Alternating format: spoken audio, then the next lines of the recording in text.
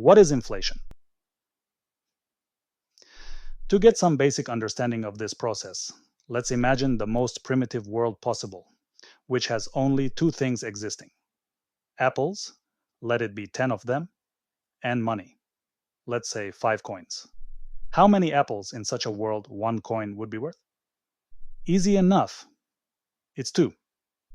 Or in other words, one apple is worth half a coin. Now meet Sam. He is a banker. Sam has the power of controlling the number of coins in existence. So he decides to create another 5 coins. At this point, our simple world would consist of 10 apples and 10 coins. What is the price of one apple now? You're right. Now, one apple equals one coin. This transformation process you've just witnessed is called inflation. This is essentially what inflation does. Inflation is a general increase in prices and fall in the purchasing value of money. Of course, in our real world, on top of apples, we also have oranges, bananas, jeans, smartphones, cars, houses, planes, and millions other things. We also have a lot and all kinds of money: dollars, euros, pounds, yen, and hundreds of other currencies. We have bank accounts and credit cards, as well as cryptocurrencies, bitcoins, ethers, and many others. There are countless exchange transactions between them. It's a very complex world. The amounts of money and goods on each side are constantly changing. For the most part, both are growing, except relatively short periods of economic contractions, called recessions. Also, for the most part, money amount growth outpaces the growth of goods produced. There are periods of low inflation and periods of high inflation, as the speed of growth on both sides varies in times. Although in modern times, monetary inflation is somewhat normal, and perhaps even a preferred state of economic process, we also at times have periods of deflation. To understand clearly what deflation is, let's return briefly to our most primitive world, with 10 apples and 5 coins in existence. Meet Stephen. He is a farmer. Stephen worked harder last year to harvest 5 more apples than in previous years. Now, given that the amount of coins remained the same this time around, 1 coin would be worth 3 apples in such a case. The other way, deflation, could occur if Banker Sam would have withdrawn from circulation some amount of money in existence. That would also naturally cause each coin to be worth more apples.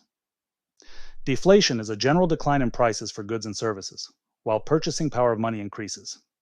Perhaps you took a note that in our deflation illustration, Farmer Stephen's work has actually depreciated in relative terms, as by working harder, he got paid less per apple produced in such a scenario. That is essentially why, in modern economies, we prefer having inflation as a normal condition. Inflation acts as a wealth redistribution mechanism, encouraging economic activity and productivity of each individual and stimulating the growth of the economy as a whole. It is disadvantageous for anyone just to sit on the money previously acquired, as that money losing their purchase power over time due to inflation.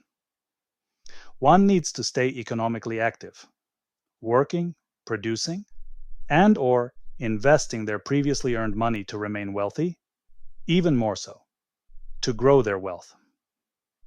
That being said, it's also worth knowing that only moderate inflation has lasting benefits to our societies, and national governments are trying their hardest to avoid hyperinflation. Instead, national banks in developed economies set target inflation rates, which normally ranges somewhere between 1% to 4% annually. It's a tremendously complex job to keep things at such balance consistently that no one man like Banker Sam can accomplish in the real world.